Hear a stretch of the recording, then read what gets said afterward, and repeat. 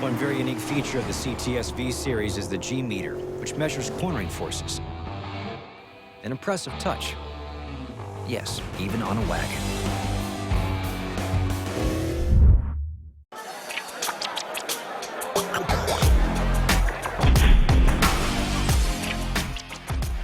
What's up, Prizefight fans? I'm Brian Tong, and this is an epic battle between two Editor's Choice smartphones and the creme de la creme. It's a Prizefight punch-out between the Apple iPhone 4S and the Motorola Droid Bionic on Verizon. Our judges for this fight are Senior Associate Editor Nicole Killing Me Softly, Senior Associate Editor Jessica Duke It Out Dolcor, and myself, Ring-a-ling-a-ding-tong. Now we'll take all three judges' scores and average them out to the nearest tenth each round. The final Prizefight score will be an average of all rounds using the same decimal system. It's a 5-round slobber knocker. Round 1 is designed. The iPhone 4S stays true to its iconic design and keeps its sleek and sexy lines. There's no doubt it's a luxurious phone with its 3.5-inch screen with a metal and glass body. But one drop of this thing is an instant shatter, and it's anything but durable. The Droid Bionic has a ginormous screen in all of its 4.3-inch glory and makes the iPhone look like a little person. But it's also one of the chunkiest and blocky phones you'll find. Its uber geek target market probably doesn't even care, plus it's the type of phone that will survive many more drops. These form factors are so different that it'll be up to you, but our judges give the iPhone a 4.7 and the Droid Bionic gets a 4. Next round is user interface and controls. If you're looking for a pick-up-and-play, easy-to-use interface, Apple's nailed it with iOS 5, and there's no reason to change that. They've added a notifications drop-down that can actually be customized. There's easy, quick access to the camera, and Siri, the voice assistant, is just one button press away. Now there's also the user that wants something with more control, and the Droid Bionic brings the Moto Blur user interface that has cleaned itself up. You'll still get Android's level of customization for your home screens and widgets. There's the swipe keyboard built in and the easy access to notifications that started with Android. This is another round that comes down to your personal preference, but our editors give the iPhone 4S another 4.7 and the Droid Bionic gets a 4. So after 2 rounds, the iPhone leads comfortably 4.7 to 4. Round 3 is features. The iPhone 4S makes plenty of under-the-hood improvements with a dual-core processor, an improved camera, Bluetooth 4.0, and its bag of goodies from iOS 5. Apple's internal iMessage system is their answer to BBM, and Siri is a whole new level of voice control, but it's still not fully baked. Now the 4S's biggest drawback is that it's still a 3G phone, and data speeds just can't compete. Now, if there was a round the Droid Bionic should dominate, it's this one with its 4G LTE and fast don't lie.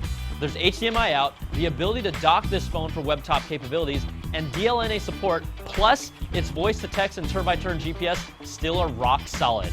The Droid Bionic takes this round with a perfect 5, and the iPhone 4S gets a 4. Next round is web browsing and multimedia. The 4S still brings one of the best mobile browsers even without flash support, and it's crisp and tight with pinching and zooming.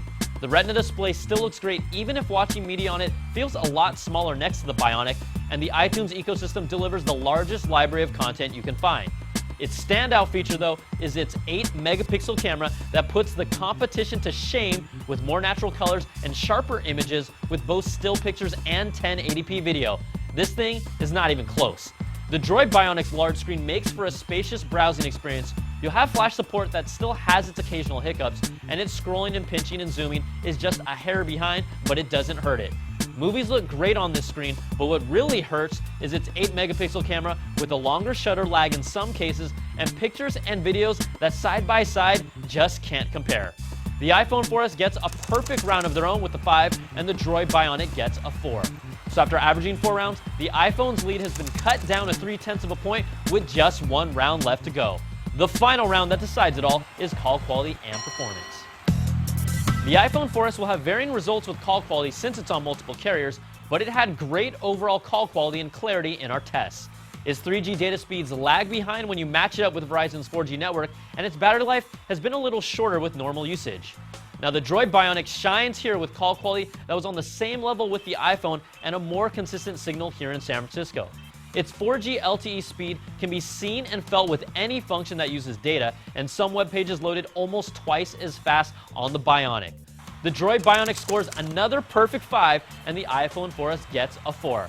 So let's average out all 5 rounds. And in a prize fight where the iPhone 4S took the early lead, the Droid Bionic came back with 2 perfect rounds, but it just wasn't enough, and the iPhone 4S takes this battle 4.5 to 4.4 and is your prize fight winner.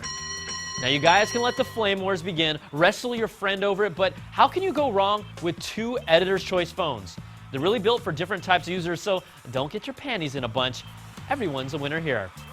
I'm Brian Tong. Thanks for watching. We'll catch you guys next time for another prize fight.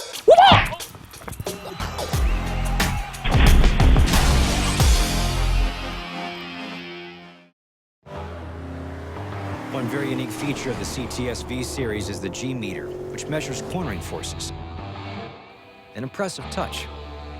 Yes, even on a wagon.